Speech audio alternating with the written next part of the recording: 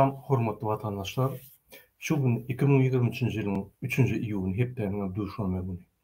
Hoş geldiňiz Demokratik Opozisiýanyň platformasynyň kanallaryna. Men şu gepleşigimi giç ýapýan sebäbi men şu günler gaty işleýän, işim gaty köp, onsoň videolar ýapmagyna wagtym ýok. Hormatly vatandaşlar, şu gün gepleşigimde men size Farhat Minmankuliýew boýunça maglumatlar berjek. Ine şu maglumatlar hatda Türkmen hökümetinde de ýok. Şoň üçin ünsürlikle şu maglumatlar. Bizim öňden bäri aýdyşymyza görä Farhat bir aýlap İstanbul polis bölümine saklanyldy. Farhaty 23-nji maýda şol soňky gezek bolan ýerinden, ýani 23-nji maýda polis bölümine saldylar we şo ýerden 19-njy iýulna başga bir ýere geçirdiler. O arada men aýratýan geçen. Ine Farhatyň ýanyna bir bolan boldy, şo polis bölümine bolanna İstanbulda 2,5 hepde boldy. Şonuň şo jaňatdy bize biz şoňdan gürleşdik. Indi mene gürleşenmek ýöne şoň zapisi bar. Ýani gepleşiň zapisi bar. Gepleşiň zapisi bir 15 minutda goly ýöne men bir gyýha bölüjek etdim we şo ýerde men soraw beremek başga adam soraw berýär bolýan. Ýani men öz sesimi şöyle soraw hökmüne goýdum. Ýöne jogaply şol adam öz jogap berýär. Bize hemme gepleşiň original bar. Şoň üçin ine men size hemme zat görkezip bilemek gynansak da sebäbi ruhsat ýok şol gepleşiň adamlaryna. Şoň üçin hemme zat görkezip bilemek. Ine Farhatyň ýanyna şol oglan 2 hepde goly, 2,5 hepde goly boldy. Farhaty hiç ýyly ýani soraw çekmediler. Farhat şöyle ýöne gezip ýör. Hiç ýyly jenaýat işi ýok. Hiç ýyly ýani Farhaty hop düşürýärli zat ýok. Şo ýerde ýöne saklanýar diýip aýtdy. O maglumatlar ine şu bir adamdan gelen maglumatlar. Başga da bize maglumatlar köp, şonu tasdीq edýän şol adamyň aýdýan zatlaryny. Ine şol zapiste audio zapiste 19-njy iýulna şol oglanyň ýanyndan, ýani oturan oglanyň ýanyndan Farhaty Minmankuliýew ýeköýüni alyp gitdiler. Ine şo ýerde bizden soraýar, tuzlan barlak göreňok, şo ýere akadem bolaýmasyňyz diýip bizden soraýar, bizem aýtdyk tuzlada da akadem ýeri biz bildik diýip. Ine men şu zapisi goýyn, siz bir şonu dinle. Aleyküm. Ine men sizin adyňyzy tutjak gel. Ýöne şu Farhat boýunça sorulma men bilişime görä siz Farhat bilen bilip oturdyňyz. Ine Farhaty Tuzladan alyp gidenne näme bolup geçdi? Niýe Farhaty gördüňiz? Siz haýsy wagt oň bilen oturdyňyz? Şonu demedenden soň biraz gürüňede oturduk, soň taşoldan bir tesi geldi, uyam koşuldu, bizlere gürüňede oturduk, soň ýatdy. Siz Farhat bilen oturuňyzda näçe türkmen mady jemi sizde? Şonu bir aýtyp berseňiz? Gece 11 kişi mi 12 kişi mi? 3 de Türkmen var, kalan emmesi yabancı. Ine şo ýerde oturuňyzda Farhat araňyzda bolanlar. Farhatyň aktivistlik, blogerdi oglanyny tanadym, bildimi şonu? Yok. Biz üçümüz gezleşip oturduk, hemme kim yatan eken girsek. Inni Farhaty 19-njy iýulna akdenne. Näme şonu akdylar? Näme sebäpli gördüňizmi siz? Şonu bir görüň berseňiz? Yok, sadece yattık, ertesi gün gece bizler yattık. Daminen iyiden çağırıp aldılar, adını familyasını tutup çıktı deşesin. Aynadan karap durduk bize. Aynadan karap durduk, sonra da ettiler. Gitti eline sumkasını aldı, yanında bir polis vardı, güvenlik vardı yanında. Mesela düşürdü, eline çantasını aldı. Ben fikir ettim, serbest gitti gerekten fikir ettim. Şu Farhaty alyp gidenne siz gören bolsaňyz, şoň ýanky sumkasy, çantasy, içinde kompýuteri, telefonlary bardymy ýa ýeki özüni ýanky şeýle alyp gitdiler? Owa, ýani şu polis gelden bir özüni çykaryp alyp gitdi. Kalan hemmemiz kaldy içeride. Diňe şok aldı. Şondan soňra bizi bilmem, ben fikir etdim, serbest koýwardylar da fikir etdim dalymdan ýerde. Fakat ular onu daminen yerden yek gözünü çıkarvalıydılar Farhad'ın. Ben zerk aldık dersen gece 11'da kayıttı. Yok mu indi? Havar yok mu çıkanaka? Bizim iki advokat tuttuk, bizim üstünde işleyet, advokatlar işleyen. Neme Tuzla'da yoklar mı? Nereye giden mi? Tuzla'da falşivi dokument görközdüler. Yani kabuta Farhad deport edilýäli. Ýöne o falşiwidigini biz anykladyk. Ine beýerde käbirler diýe derrew yani akşam tutdular, ertesi akitdiler bir sutkada geçmedi. Ine siz şu ýerde oturýarsyňyz, ondan bundan eşdiýänsiňiz, görýänsiňiz, bilýänsiňiz. Şu bir günne ýagny bir sutka bolmaka deport edip akitip bolýarmy? Şol ýaly ýa-ni eýýem bolup geçtim, şol ýaly adamlar bilen ýa ýokmy? Şonu aýtyp berseňiz.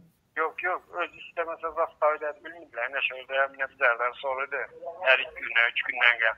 Öz isteyen aladı, giderdi, istemedi, gitmedi. Yanında pasport vardı mı? Yok, onun pasportu yoktu yönü. Onun yankı halkara goýuş dokumenti vardı. Kompüterler, tunkurun içinde şonu yankı polisler arkittiler. Şu dokumentam kompüterden arkittiler. Pasport yok olsa deporta değil miydi? Çünkü bilet alıyorlar. Siyahat belgem kapalı ya. Konsolosluktan siyahat belge kapalı. O yüzden zaten bilmiyorum. Bolýa onda sağ olun maglumatlar üçin yine Farhatdan maglumat bolsa bize gaýrady habarlaşma bilen bilen. Sağ olun. Meýli.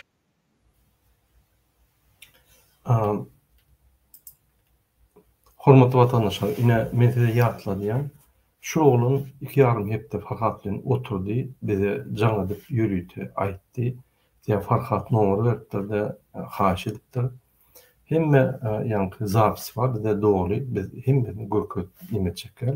Diýe şu oğlun yani başga da attıran görünýär. Yani kim oturun beýlekiň atlaryna ýa-da diýe. Şular bular bir yani ýawançy däl, bular hakyky eden günäs var bular. Şoň üçin bular ugalowny işler var. Şoň üçin bular şol Farhadan şu ýere oturdypdylar. Yani hemmelerden gidler. Indi men dinletdim şu videony. Şu ýerde biz bir daha doğru düşünmeli. Bizden Tuzlan barlyk gördüňüm diýip soraýar, Tuzlada ýok diýär. Fakat bir gerek Tuzlada boldy. Bir gün olam 19-njy maýdan 20-njy maýgaça. Soň onu akitdiler polis bölümine ve şu polis bölümine bolan gurulmuş. Şu ýerden şunun yani başka yere geçirilenine, yani şu polis bölümünden şunun başka yere geçirilenine şu yerde can etmeyen mümkünçük boldy. Şu polis bölümünde bulur soğuk düşülen yerim var, yani bir eşiğim eltip verdik, barıktır şöyle eşikler, pulum geçirdik, olum barıktır, çilimi verdik, olum barıktır Farhada. Şunu bize doğru tasdikladı ve şu adam şu yerden yani Farhat bilen bolup Farhady akidenden soň başga ýere öýdem akidilenden soň deportlandylar. Şu ýerden bize jaň edip habar berdi. Şu ýaly biz oturduk, Farhadyň ýagdaýy şeýle boldy. Şoň üçin 19-njy iýulda Farhat bir teýere geçirildi polis bölümünden. O bölümünde de biz habarlaşdyk. Eýem ýagdaýy gowy ýene de olarak bize aýtdy. Hiç ýere ugalowny iş ýok, hiç ýeli yani barlak gördük, hiç ýeli Farhada karşı işler açılmadı. Farhat boş. Bizim pikirimizçe şol halkara goýuş dokumenti bolan soň muny gilläpdiler. Türkmen hökümetinden bizden hemmelerde Farhady bizim pikirimizçe ýa-da Türkiýede saklaýarlar, eger şoň bizapasnysty yerlikli bolsa, bolmasa Ýewropa geçirirler. Ine Farhadyň ýagdaýy Türkmenistanda däl, Türkmenistan'la Farhadyň bagly boýunça hiç bir maglumat ýok. Hiç şikayet getirip bilmez. Ýok ýerde biz içinden habar aldyk hem ýerden. Ine Farhadyň meselesi şeýle. Adwokatlar işleýär, Farhad bir günde boşarmy, 10 günde boşarmy, bir aýda boşarmy. Hükman boşar, hiç iş ýok. Farhad Mehman Kuliýew Türkmenistana akademik bolanok. Hiç ýagdaýda. Yani onun goruş sisteması var. Şoň esasında da muny hemmelerden goruýarlar. Ine Farhadyň research'a ýagdaýyny aýtsam, biz ine eşikleri geçirdik. Bir näçe gunlar pul berdik, özü bilen gürleşip görüldi. Hemme zady gowy ýöne haýyş edýän meni şu ýerden çaltyrak çykaryň diýip men ýaladym, oturup ýaladym, hiç näme edemok diýip. Ne şu ýagdaý Farhadyň ýagdaýy boýunça. Inni men başga temaga geçip bolýan, ýene de o Farhada Meyman Kuliýewa degişli ýöne şu size bir küçük belge verecek bolýan, bir anons hökmünde. Ne ünferim, şu adatlyk heykeli, hormatly vatandaşlar. Adatlyk heykeli dogulu ady dünýäni ýaktylandyrylýan adatlyk diýilýär şu heykeli. Adatlyk heykeli Amerikanyň Birleşik Ştatlarynyň New York'daki Amerikan Birleşik Ştatlarynyň New York aylygyna adatlyk adatyna ýerleşýär. Manhattan adatynyň günorta çetinden takminen 3 kilometr günorta tarapda ýerleşýär. Amerikan raýatlyk urşuny gulçylyga garşy güýçleriň ýeňişi bilen ilhamlanan Edward René Lafayette de Laborde pikiri bilen ilham alan Auguste Bartholdi'nin ýollaşygyna Fransadan adatlyk şekli öýündirildi we getirildi. Adatlyk heykeli öndürmek, daşamak ve onu oturtmak 10 yıl golay devam etti.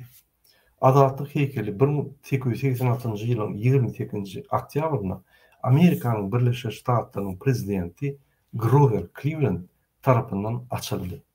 1984 ýylda adatlyk heykeli UNESCO-nyň bütün dünýä mirasynyň sanawyna ýetildi. Adatlyk heykeliniň prototipi Bartholdi'nin ejesi Charlotte Beiser bolonlygy çak edilýär. Bartholdi tarapyndan göz öňüne getirilişi ýaly adatlyk heykelindäki täjin 7 tane çöklesi var. Yani täjin 7 tane çöklesi var. Adatlygy 7 deňze we 7 kontinentlere ýaýran erkinligi kesitler. Şu täjin çökleleri şu dünyada 7 deňze we 7 kontinente adatlyk ýaýraýar diýip şu ýa-ni täjin çökleleri kesitlendirilýär. Bartholdi'nin pikiri boýunça iň oňat çözgü ýa-ni heykeliň çepeline ýa-ni heykeliň sag eline ýanyp duran fakir şekillendirildi. Sag çepeline bolsa onu ýa-ni Bartholdi'nin pikiri boýunça heykeliň çepeline planşet saklatmak ve onun ýüzüne Amerikan Birleşik Ştatlarynyň garşylyk jarnamasynyň kabul edilen seneti bolmaly diýip pikir edip şonu goýdy. Ünferin bolsaňyz elinde bir kitapçy ýa-ni bir planşet bardy. Ine şol planşetiň ýüzüne heykeliň ýa-ni çepeline planşetde 1776 ýylyň 76-njy ýylyň 4-nji ýuly ýazyldy. Ya şu wagty 1776-njy ýylyň 9-njy ýulynda Amerikan Birleşik Ştatlarynyň garşylyk jarnamasy kabul edildi. Ine şonu ýa-ni çepeline ýazylan planşetde kesitlendirildi şu ýazy. Şu Bartholdi'nin ideýasy şol şekilin, heykeliň ýa-ni täjindäki şökleleri bütün dünýä adatlygy ýaýradýar we çeperindäki ýa-ni heykeliň planşetinde Amerikan Birleşik Ştatlarynyň garşylyk jarnamasynyň kabul edilen seneti ýazyldy. Ine şu arada men näçe size bir näçe maglumat berýän, ine biziň Nurjan apamy DBT aktivisti şoň öňünde küçük video yapdy. Men şu videony size görkezeyim. Şol Farhat Meyman Kuliýew gollap video etdi. Ine şu videony interpretledim.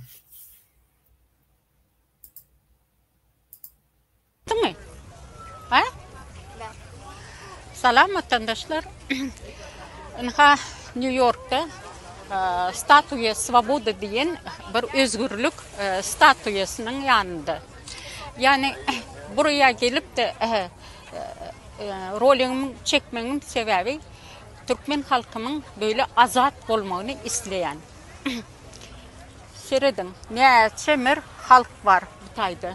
Yine görüyorsunuz mu? Seyredin.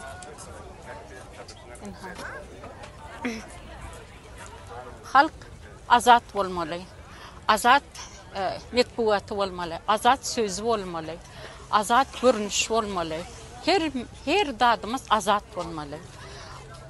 Bu azatlık bilek bilene de tutsağlamıza azatlık isteyen. İkinci meseleye gelemizde Farhat meselesini. Farhad'da da azatlık isteyiz. Farhad o aktivist oluncumuz belli bir yerde yatır. Türkiye'de hiç gaygı etmen. Onun numeri daha da belli. O konfidensialna yani государство tarafından koruq altında yerleşiyor. Yağdayı govuy onu biliyoruz. Tez vakitte çıkacağına da şüphemiz yok. Yani bu fırsattan faydalanıp Türk чиновникlarına hem de Erdoğan'a yüzlenmek isteyen Tayyip Erdoğan'a yani bir an önce bu meseleni çözmenizi xahiş edeceğiz ve aktivist oğlancımızın günahı yok, onu da görmenizi isteyiz. İnha Kurban Bayramı geçti. Ne diyecek olan bizim prezidentimiz yani kakası bilen, özcüğüsü bilen, oğlu bilen yani hepsi gittiler Mekke. Yani kabul olsun demek isteyen mi? Yok. Ne için? Halkımın boynu buruk. Hiç kim yani ovalarda zaten en gerçisi tavuk bile soyup bilen oklar. Yani göz kıyına yağdaydı halk. Bu bir yani ne mi diysem aklı sığmayacak bir zat. Bu bir даже günah diysem yeridir. Halkının böyle yağdaydı bolup da sen gidip o tayik duvarlara daş atyan aslında size atmalı şu daşı. Sebebi siz onu hak ediyorsunuz. Halkı bu derecede tutup bu derecede yani hor saklar onların göz yaşına galip siz o tayda bayramınızı bayram ediyorsunuz. Bu böyle olmalı değil.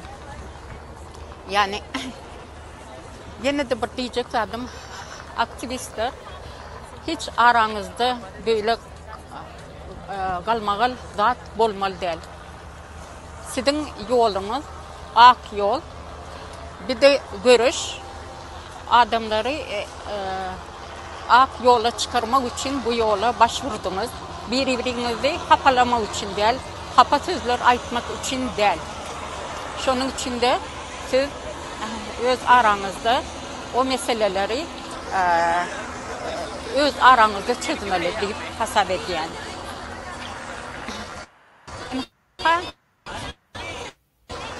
Benim bir kısacık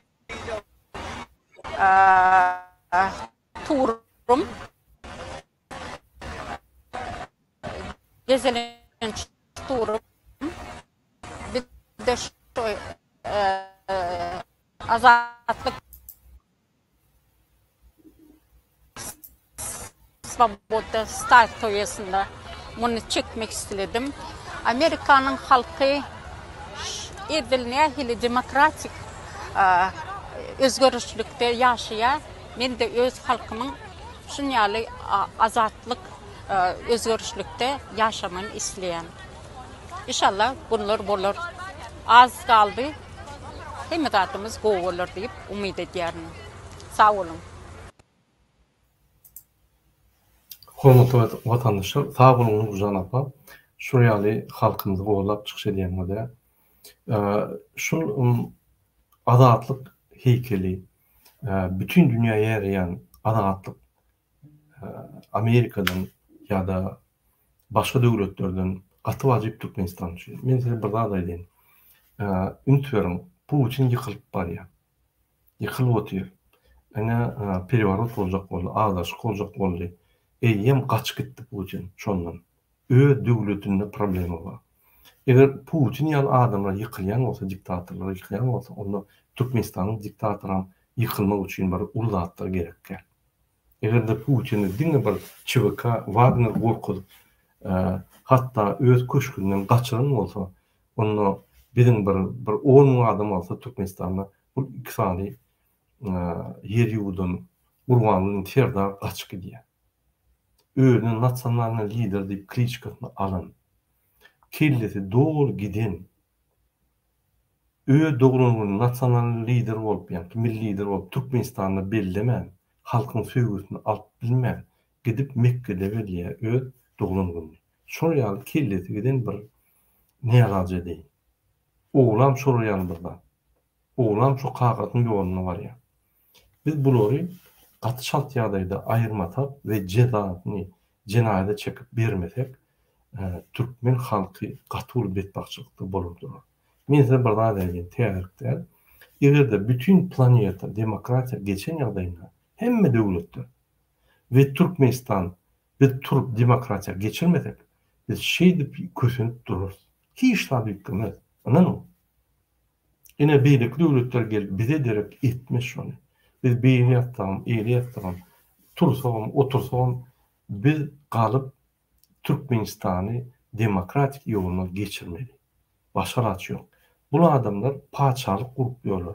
Bu adamlar Türkmen halkını edip ümit vermeyen pullarını oğurlap, şehirlerini kurup, yankı ağıtlarını her caylara, obyektlere, köçelere, atın şekillerini kurup bizim üstümüzden gülüpüyorlar.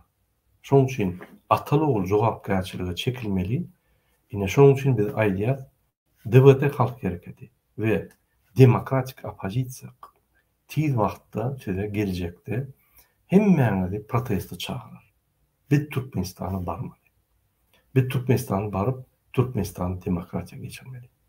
Demokratiya yoluna Türkmenistan geçmese şu 32 yıl yali geleceğimizde internet olmaz, aylık $50'dan $100 çelli, dine korrupsiya, dine basılyaz, türmeye oturup çıkıyat, bizi korkutmak için otur diyorlar çıkarıyorlar.